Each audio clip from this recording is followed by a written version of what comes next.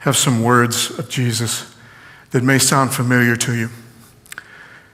From Matthew 11, this would be not even midway into Jesus' ministry. He said, "For John came neither eating nor drinking, and they said, 'He has a demon.'" In other words, he was on one end of the spectrum, accused of having a demon. Jesus said, "The Son of Man came eating and drinking. And yet they say, 'Look, a glutton and a drunkard, a friend of tax collectors and sinners.' Yet wisdom is vindicated by her deeds." How did he get this reputation so fast, so quickly? Well, it's how we got this gospel in the first place, Matthew's own gospel. Because it says just a chapter and a half before, as Jesus was walking, he saw a man called Matthew sitting at the tax booth, and he said to him, "Follow me." And he got up and followed him. And as he sat at dinner in the house, many tax collectors and sinners came and were sitting with him and his disciples. One disciple called, one party being celebrated because that disciple was called, and Jesus now is a friend of tax collectors and sinners. That's all the church sees of him. See, there may not be anyone who has more invested in what we've discovered so far, just 2 studies into the parables, that Jesus reserves his parables for who? The outsiders or the insiders? It's for the outsiders. The parables are comparisons that are meant to get the gospel across, or at least open up the door of the gospel to those who are outside the circle of believers or followers of Jesus. I don't think there's anyone who understands that more than Matthew. See, the idea of this outsider being included in the inside is beyond the church of the day's idea of who belongs and who doesn't. They couldn't wrap their minds around it as Jesus shows up and says, "Here's who belongs and here's who don't." And he has a special way of speaking to them. And they react to this. When the Pharisees saw this, they said to his disciples, "Why is your teacher eating with tax collectors and sinners?" See, Matthew being on the inside now, in fact, writing his own gospel and including the parables that mean the most to him, that would get across to us and or the audience that he has in mind, this requires a fundamental changing of minds. The believers of the day have to change their minds as to what constitutes inside and outside. By the way, this kind of changing of the mind has a biblical term. You know what that term is? It's repentance. They need to repent. They need to turn around. It's something so beyond their experience of belonging. They truly need something serious to happen. Because Jesus points out to them, he says, when he heard this, when he heard what they said, he said, "Those who are well have no need of a physician, but those who are what? Those who are sick." If you're well, you don't go to the doctor. You don't have any need of him. If we're sick, we go to the doctor. And so he said, "Go learn what this means." He said, "Go learn what this means. I desire mercy, not sacrifice. For I have come to call not the righteous, but the sinners." If we were all already righteous, he would have come to call no one. Because he came to call us to be righteous. He came to call us to give us righteousness. If we were already righteous, he never would have come. See, the believers of the day, they don't see themselves as sick, physically or spiritually. They follow the laws. They follow the sacrifices. But notice how they treat people, especially those deemed as outsiders. It's interesting is that depending on who is telling this story, it's depicted or can be depicted that these believers, these good church members, wouldn't even go into the house, because the house belonged to a tax collector. And if they entered the house, then of course they would be made unclean. According to who? according to the law. Which means also that maybe some of the disciples felt the same way, and they were standing outside, which makes them available to the Pharisees to answer the question in the first place. But I think it's great is that Jesus hears them and he yells out the door what we just read. Tax collectors and sinners, the cream of the outsiders. In fact, tax collectors is a special brand of sinner. It's an uber brand of sinner. It is a sinner squared or a sinner cubed. It deserves its own category. Betrayer of God and nation, they perpetually belonged on the outside. They did not belong on the inside. See, Jesus says that only sick people need a doctor. Only sinners are in need of a Messiah. They aren't perfect, these believers, but man, at least we're better than tax collectors. They're so entrenched in this state of needing nothing of this rabbi and what he has to offer that, by the way, according to Matthew, Jesus begins to use the outside voice on them. Because just a little later, he decides to use a parable which was supposed to be reserved for those on the outside. He uses it on those who believe that they're on the inside. And he said this, "No one sews a piece of unshrunk cloth on an old cloak, for the patch pulls away from the cloak, and a worse tear is made. Neither is new wine put into old wineskins. Otherwise the skins burst, the wine is spilled, the skins are destroyed, but new wine is put into fresh wineskins, and so are preserved." Jesus now uses parables on those who believe that they're inside, but they're actually where? They're actually outside. See, Matthew never ever imagined that he'd hear the outside voice from the inside. He never could imagine that he ever would have been on the inside, because he was Matthew the what? The tax collector. He's been his whole life in one place, put in his place by the church of the day, saying that he did not belong. He has no business anywhere in the inside community of God.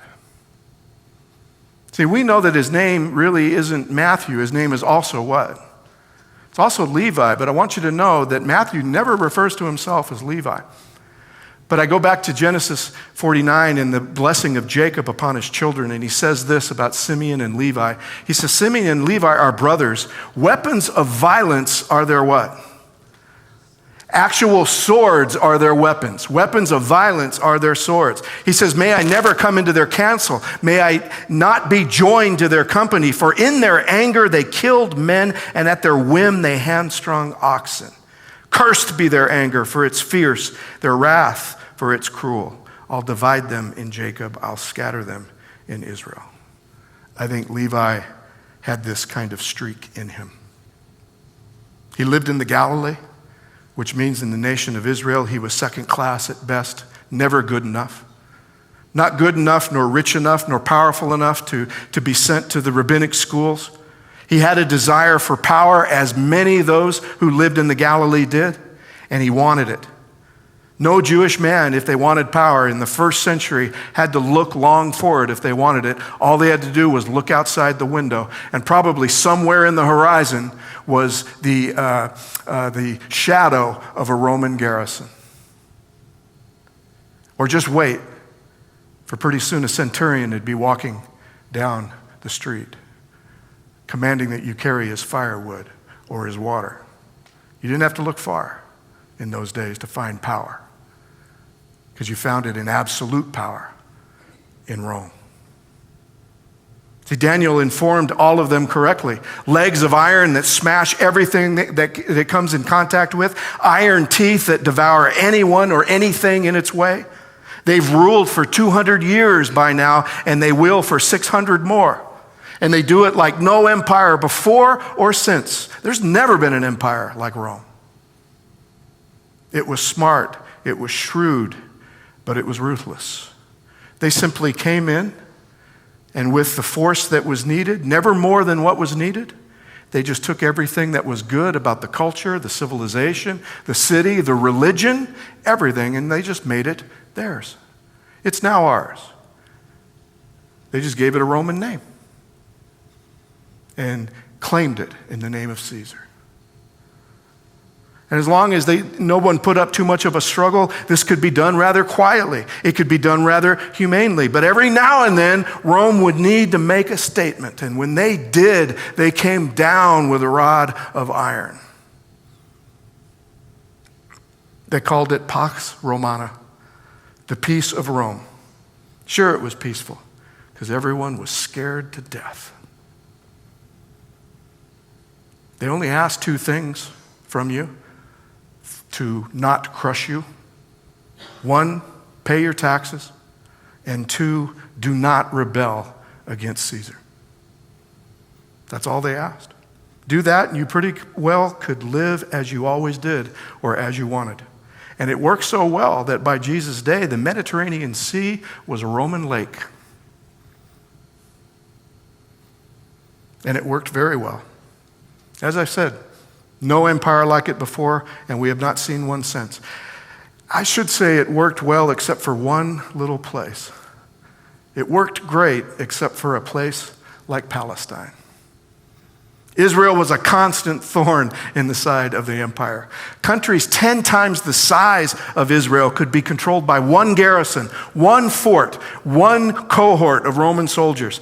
In little Israel that's no bigger than Vermont and New Hampshire and Rhode Island together, in them it required 9 garrisoned cities with at least 2 cohorts in each, all to take care of these stupid, stubborn, backwater people.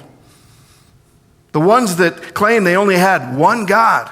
The Senate heard that when Titus came back. The Senate heard that and they laughed. One God. Who are these people?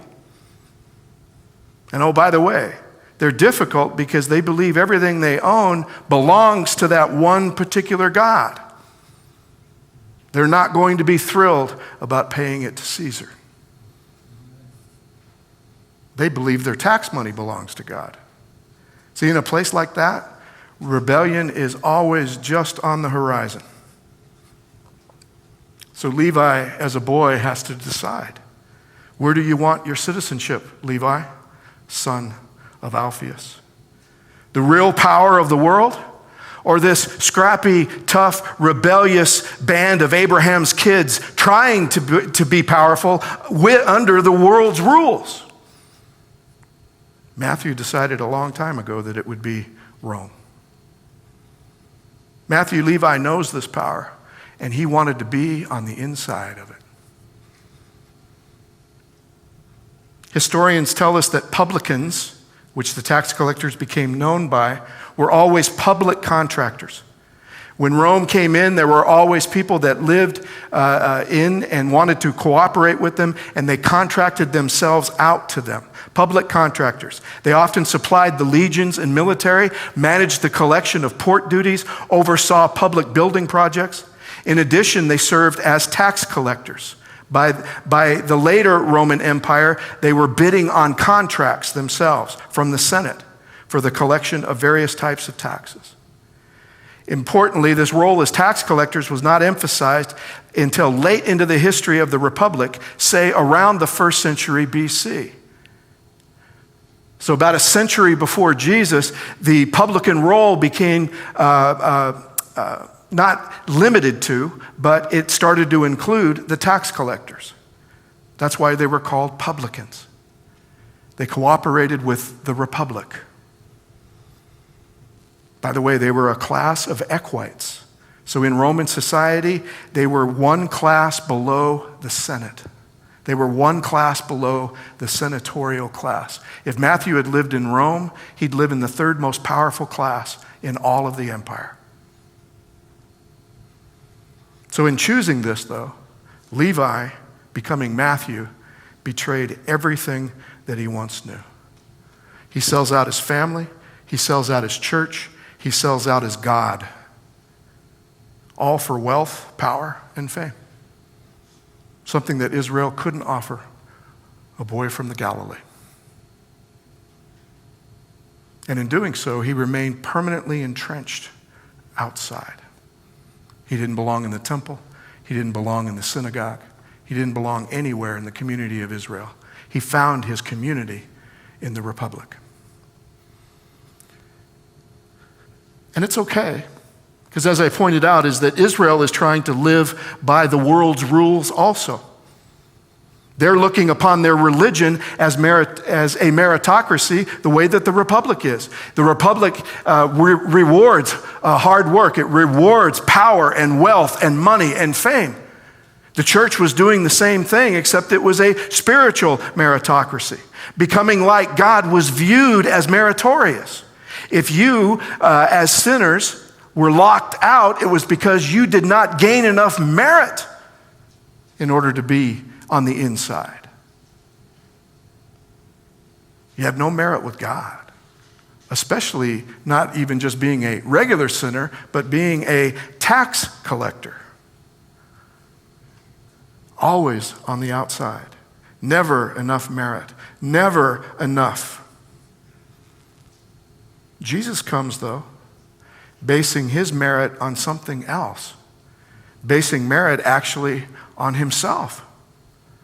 He comes sowing the good seed, and with that good soil invites everyone into his kingdom because it's based on the merit of the king himself. I got all the merit you want, says the king. Come join the kingdom. Come from outside, inside. So if a tax collector happens to seek a way into the kingdom, Jesus will rebuke any religious leader who gets in his way. Woe to you, scribes and Pharisees, you church believers of the day, hypocrites, for you lock people out of the kingdom of heaven, for you do not go in yourselves, and when others are going in, you stop them. You can't let Matthew in, Lord. He has not enough merit. See, their system was based on getting enough merit, on the ability to be better than someone else according to the standard of the letter of the law. Becoming like God was being able to do that. Jesus shows up and says, you're never going to get all the merit that you want in order to be as perfect as God. Why don't you get it from me? He came to offer his perfect merit. So the outside. So from the last 2 weeks, I told you that the first time the word parable is used is in Mark 4, Matthew 13, and Luke 8. And then he tells the parable of the sower, which all three Gospels have. All three Gospels have the parable of the sower and also the explanation of the parable of the sower. And it'll include all three. It includes the parable of the mustard seed. But in between, our outsider disciple decides he's going to include one that no one else has. So we move on from the parable of the sower to one that only the outsider reports to us. And you got to wonder, why does the outsider want us to know this one? It starts this way. He puts before him another parable. The kingdom of heaven may be compared to someone who sowed good seed in his field. What's he referring back to? He's referring back to the parable of the sower. And what was the good seed? It was the word. It was the gospel. So this has, or is built on everything that was done in the parable of the sower. It's just that Matthew is the only one that records this. It's the only one that he seems, that he wants, or is as important as the other one. He wants us to have it. So it's the outsider that's reporting to us this one. But while everybody was asleep, an enemy came and sowed weeds among the wheat and then went away. So when the plants came up and bore grain, the weeds appeared as well. So what do we note? While the wheat was growing, they couldn't tell that there were weeds in there. They were only able to tell there were weeds when what happened? When the grain came out, when they began to ripen. That was the only way that they could tell. Up until then, they couldn't tell. They only appear after the grain is supposed to bear its fruit. They call the weeds zinzonion. It's only used, that word is only used in the telling of this parable. And it says that it's a kind of darnel, a perverted wheat, resembling wheat, except the grains are black. This is what they look like in the wild. On the left is, on my left, is that your left too? Yes, okay. On my left is a bearded darnel. It is one of the few darnels that still grows in other parts of the world. We've nearly eradicated it with modern agriculture in the United States. You never, ever see them. But they still grow wild. Look at the resemblance. And that's wheat on the right before they're ripened. Zinzanion is a darnel, a spurious wheat, a plant found in Palestine in the first century, which resembles wheat both in stalk and grain, but is worthless. It is worthless. Even when it bears fruit, the fruit that it bears, and you can't see it very well, but the kernels are black, and they're also poisonous. One of their lexicons said it was a particularly undesirable weed, resembling wheat and possessing a seed which is poisonous. Darnel is what it was known in King James days. You could say that it's weed, and you could also say that you could translate it as a poisonous weed or a bad weed. But I know that they're not identical, but they do look alike, don't they? So you have actual wheat and you have fake wheat. You have genuine, authentic, and you have what? Fake, poisonous. One bearing fruit, the other bearing poison. So when this happens in the field, the farm workers are concerned. They come back now to the owner, and the slaves of the house came and said to him, "Master, did you not sow good seed into your field? Where then did these what? Did these weeds come from?" And he answered what? "An enemy has done this." An enemy has done this. Okay, that's where it came from. But the workers in the field are now concerned about the integrity of the crop, because they ask, then do you want us to go and what? You want us to go and gather them? Which means they have to do what to gather them? They have to rip them up. They have to harvest them, if you will. Would you like us to do that? Oops. But he replied what? No. For in gathering the weeds, you would uproot the what? You would uproot the wheat among them. Let them both what? Let them both grow together. What? The bad ones and the good ones? Let them what? Let them both grow together. Until when? Until the harvest. And at harvest time, I'll tell the reapers, collect the weeds first, bind them in bundles to be burned, but gather the wheat into my barn. Wait, what? So just to pause right now, I want this to percolate in your head. Why would Matthew be the one to want to tell this parable?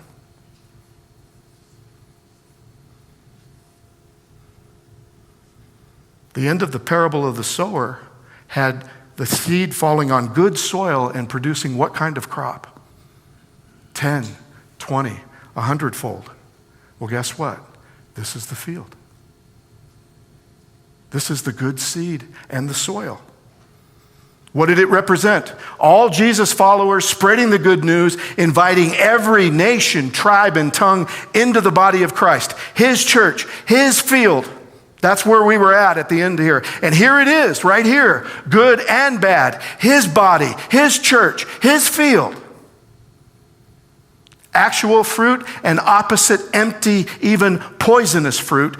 Commanded by the sower himself, let them grow what? Let them grow together. You have plants that are genuine wheat and some that are fake. The genuine look good because they are good. The fake just what? Just looks good. Why? Because that's all they're concerned with. To a fake member of the church or the field, looking good is good with them.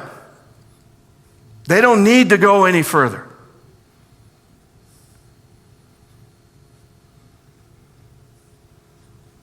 Because their standard is external only. The message never gets past that. It never produces actual what? Actual fruit. They're good. So, who do you think these two groups of people are? Have you already determined in your head who is and who isn't? Who belongs and who doesn't? Is it right versus wrong? Is it saint versus sinner? Is it good versus evil? Well, we're all sinners, so what must it be? It must be those that are acceptable sinners and those who are not acceptable sinners. The people who think they belong versus those who don't. The ones we drive out, the ones we let stay. The ones we never reach out to in the first place because we never ever could invite them in the way they are, or the ones that we drive out after they become unworthy of being in. Which are they? You know, and I know that there's so many thousands of ways to be able to play this out. But let me start here. And I can only start in my place. I can only share with you what I know. I can only share it with you 35 years of serving, and believe me, love serving this church. But here's what I've observed. Every place that I've ever gone, there's always been a recurring event for me. Someone will come to my office after I've been there for just a little while and then tell me a story of heartbreak. Heartbreak caused by somebody else. And the somebody else, nearly every time, was someone else in the church we all belong to. Nearly every one of them was that. And every story was different, but they were all kind of the same. And I will tell you this, that the ones that caused the heartbreak, nearly every one of them had all one thing in common. Really, truly, nearly everyone had one thing in common. They were right. See, they were what I call Adventist right. And as long as you are Adventist right, you belong and you're staying. Right teaching, right doctrine, right lifestyle, right teacher. Just ask them. They prayed, they studied, they tithed, they were devout. Everyone. Yet there's a wounded lamb sitting in my office, just looking for healing.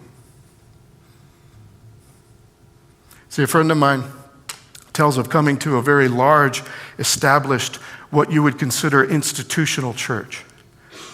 Institutional churches in Adventism usually are churches that are attached to a hospital or a college and university. Some both. But he came to this one, it happened to be a very large hospital. Huge, huge, thriving church budget. How'd you like your tithe to be well into the $2.5 million? Huge budget. Big, huge attendance. There were young and unyoung. There were families with kids. There were retirees with grandkids. A 12th grade academy whose attendance kept on climbing every year. And my friend was really loving what he was seeing his first months there. But then there was his head elder. His what? His head elder. Born and raised, Adventist, second, third, fourth, maybe fifth generation, we don't know. 30 years as a skilled surgeon, prosperous practice, had 5 surgeons working with him. He'd served at least 5 terms as chief of staff at the hospital, and he had been head elder at this church for ages. He preached, he taught, he served, he presided. And my friend noticed just one thing about him. He seemed impatient. He seemed harsh. He seemed judgmental. He was good at everything else, and he was right, but he was mean. And over the next year or so, he began to hear stories from the community. See, it's not that big of a community. The community basically was this church and this hospital and this school. The hospital employed well over 70% of the entire community. So there was all kinds of people who had contact with the church through the hospital. And he began to learn more and more this notoriety of meanness of this surgeon in the OR. His staff detested him. His colleagues detested him.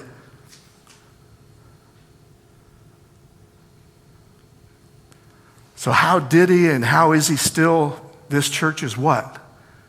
Head elder.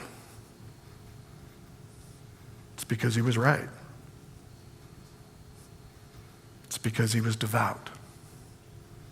And he looked good, right down to the very letter. See, in that letter, right down to that very letter, that right in being Adventist, that right Adventism, it looks really good. In fact, the fruit almost looks like fruit. But you scratch the surface. It didn't get to his heart. He's a guy with the gun that gets away with it in church. Why? Because he's right. I get that I like that simile. I get that. It's not quite a parable, but the person with the gun, the devout right person with the gun that can cause heartbreak. I get that from Matthew Lucio. He's a pastor and writer. He's the director of a very innovative digital church. He hosts the Adventist History podcast, and he writes about the folks with guns in our church who get away with it. In an article that he wrote last year, it says, the guy with the gun often gets away with it in Adventist churches. There was this elderly lady in the congregation I was baptized into. She didn't say much. The rumor was that she had a suitcase packed, ready to run for the hills at the first sign of a Sunday law. People respected that. If it occurred to anyone to wonder how far an 85-year-old woman was going to get with a suitcase full of big francs, they didn't ask. But one Sabbath, that saintly soul met my father in the church parking lot after church. She said, you know, sizing up my dad, if you don't eat more salads, you're going to tax your wings, and you won't be able to meet Jesus in the air when he comes. My dad was a big man in more than one way. And he was big about this as he laughed it off. But that scene stuck with me. I don't remember my first sermons. I don't remember the Bible studies I took on the road to Adventism. I don't remember most of the people in that church, but I remember that conversation. I remember how casually cruel she was to my dad that Sabbath, how pious that cruelty seemed. And as often is the case in Adventist churches, she's the girl who gets away with the gun. See, now, no doubt these saintly assassins can be found in all denominations. It's not uniquely an Adventist problem. But then again, most other churches don't claim to have the final gospel. They don't claim to be the remnant church. They don't talk so much about victory over sin and the need to represent the character of Christ in the final generation. We do. And having an assassination story as a rite of passage is a rite of passage for every local pastor. We all have these stories. Just ask any of my colleagues, let alone an editor or a conference leader. We expect to be attacked by our own people. George Knight's stump speech about knowing Adventists who are meaner than the devil never failed to draw a nervous chuckle from the congregation. We know, and we've always known, what he's talking about. A little later in the article, he says, Adventism is more important to Adventists than other Adventists. You can get away with a lot in Adventism if you are publicly loyal to the truth. And I wish you could see this article. He put a little copyright over the truth, as if we have it copyrighted.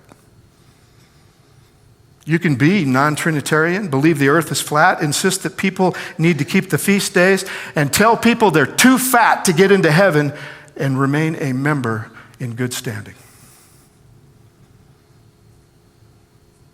Then he says the moaning myrtles go on about Adventism's past judgmentalism. Adventist churches today are still, even though they do that, Adventist churches today are still ill-inclined to discipline members, but especially for not being piously cruel. And why would they be so inclined? It's not like cruelty to others is explicitly stated among the 15 reasons for discipline given in our church manual. The church manual gives 15 reasons you can discipline a church. Being mean is not among any of them. Buying a lottery ticket is. Sticks and stones, I guess. Words can never hurt us. So we think about who we deem as not worthy to be on the inside, or if they are on the inside and proving unworthy, the ones that we kick out. We always said that we have to separate ourselves from these. They're a danger to our own spiritual status. If you hang around them too long, if you participate in what they are bringing you, then it will affect your own spiritual growth. And worse, it could ruin the reputation of the church. We don't want anybody unworthy walking around with a Grace in the Desert t-shirt on.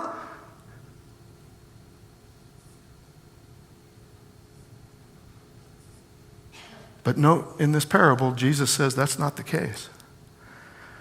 The tares or the weeds don't seem to be enough to threaten the life of the wheat.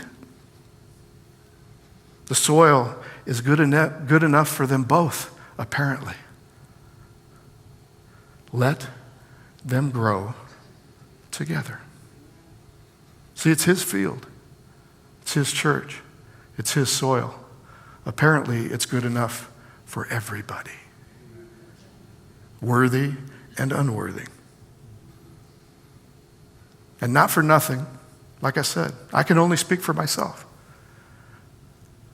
And be one of those moments where if I could look you all in the eye, I would look you in the eye and I would say this, speak for myself, that every sin that I've ever been truly convicted of, the ones that you want me to be truly convicted of, the ones that you want me to repent of and change my mind and actively seek to eradicate, that all happened after joining the body. You can't do it outside the body.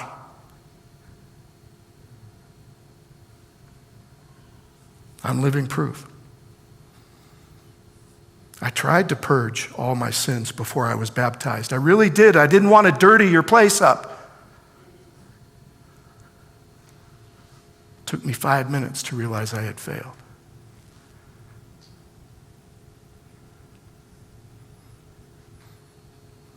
But it can only happen in the good soil. Repentance, all of the things that we seek to do to become better, to become spiritually mature, it only happens in the good soil. How do we expect people from the outside to do it without any help, without any atonement, without any forgiveness, without a community to confess to and to be safe within and to be accepted for who they are? It can only happen in the soil.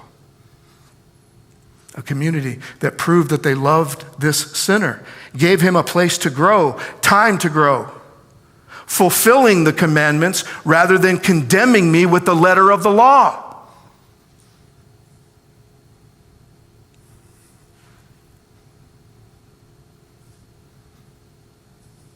Did you ever think that of the many reasons we won't baptize someone in the first place or kick them out after are the very things that made them immediately attracted to Jesus in the first place? The very things that we seek to discipline people with, to keep people out of, either to kick them out or not let them in because they're this, they're the very things that attracted Jesus to them. They're the very things that even got him to adopt a special way of talking to them, a special way of teaching them, a special way of being with them.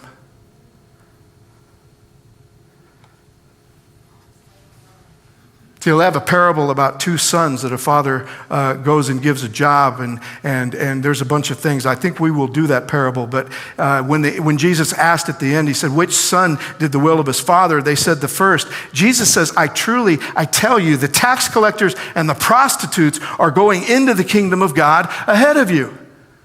The church would lock the tax collector and the prostitute out. Why? Because they are tax collectors and prostitutes. If there are two people that don't belong in the church, it's them. But it's the very thing that attracted them to Jesus.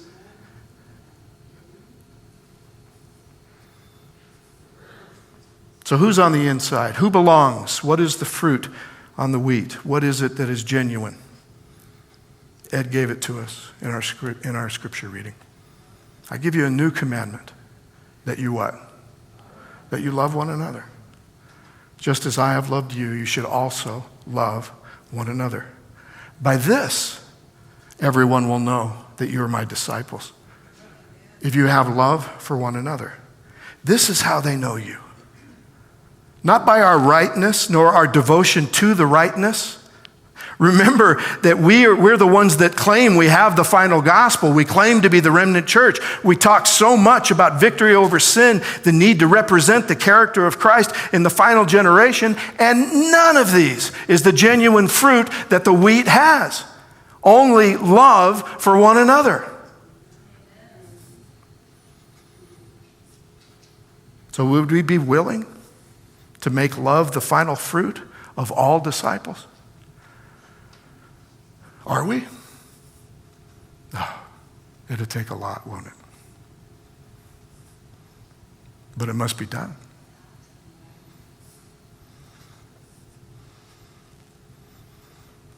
The parable says we grow together.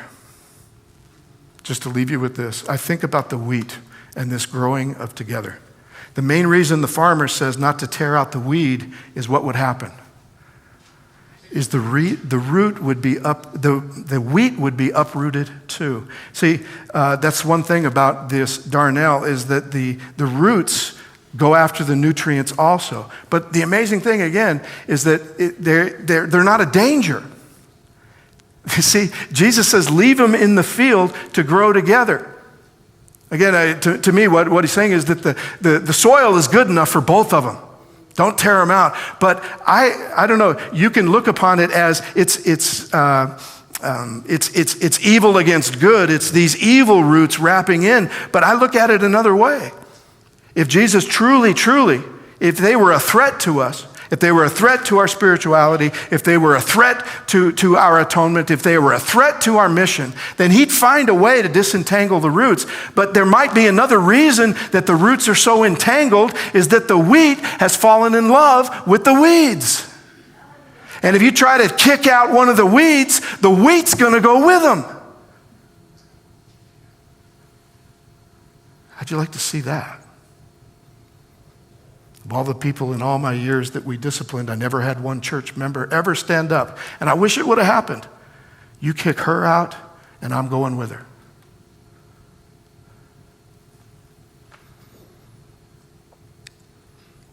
See, it's a parable that needs a profound change of a point of view for those of us who are wheat, for those of us who are weeds. Complete change of our fabric. Complete change of the fabric. New wineskins, not old. Shrunken cloth. I mean, truly a fundamental change. A change down to the DNA of what we are and what exists. According to this parable. And we only have this parable because of this beautiful outsider who made it inside. Because Jesus brought him in. The disciple that Jesus brought in through the outdoor. See, the way that Matthew describes himself is this. This is his list of the disciples. These are the names of the 12 apostles. First Simon, known as Peter, and his brother Andrew. James, son of Zebedee, and his brother John. Philip and Bartholomew. Thomas and what? And Matthew. But notice, he includes the title. The tax collector. James, son of Alphaeus, and Thaddeus. Simon the Canaanian, and Judas Iscariot, the one who betrayed him. By the way, it's the only other one that has a title. The one who betrayed him and the tax collector. Matthew says, I'll keep that. But as you go down a little further, it says that he passed by, when Mark says this, when Mark points it out, he says, Levi, the son of what? The son of Alphaeus. Hold on a second. Matthew, the tax collector, James, the son of who? The son of Alphaeus. Mark says that Levi also is the son of Alphaeus. He's James's brother.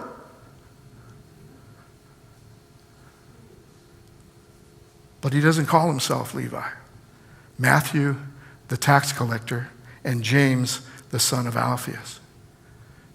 Matthew's a constant reminder that we didn't get along. It's a constant reminder that I don't belong here. It's a constant reminder saying that, you know what? Jesus didn't call me because I was Levi. He called me because I was Matthew, the tax collector. He called me in because I didn't belong, but it's his kingdom, and he proves it by calling those in who are not worthy. So for anybody who reads this, anybody who hears this parable, I'm here not because I was born Levi, the son of Alphaeus. I'm here because I betrayed everybody and everyone, and I received merit only from the King. I don't know, Mark may want his Jewish audience to find Matthew a bit more palatable to be found on the inside of the kingdom of heaven, but Matthew wants us to know that Jesus didn't call him from the outside because he was Levi.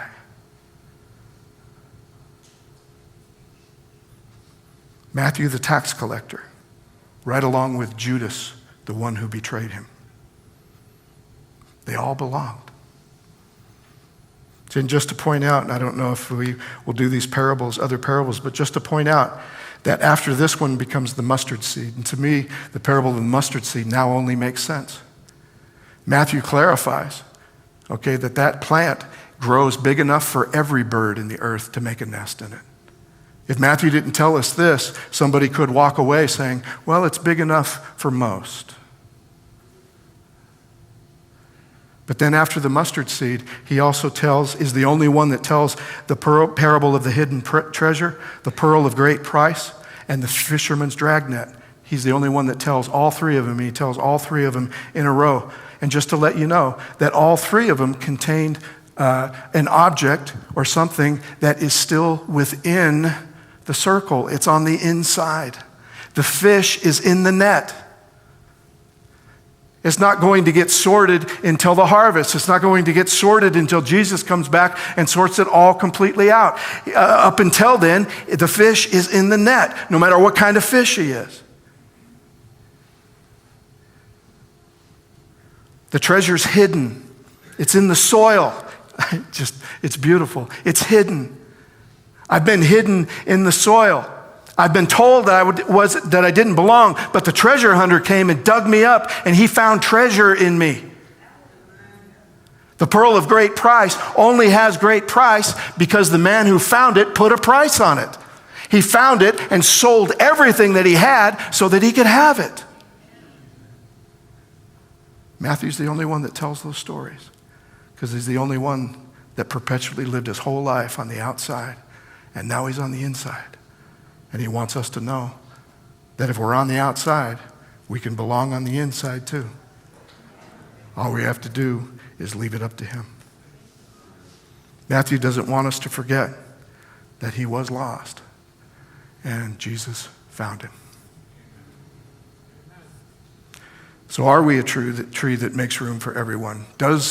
If we did next week the parable of the mustard seed, would it make that kind of sense to us? Are we prepared to become shrunk cloth? Are we ready for him to shrink us, to change us? Are we ready to be new wineskins? Are we finally ready to let everybody grow together? Because I have to tell you, no, it isn't perfect. It's people are still going to walk away, but this is their only shot. You know how I know? Because it's our only shot. It's our only shot to be in the soil, to be in the field, to be in his body, in his church. I thank God for Matthew, the only disciple to come in through the outdoor. Thank you all.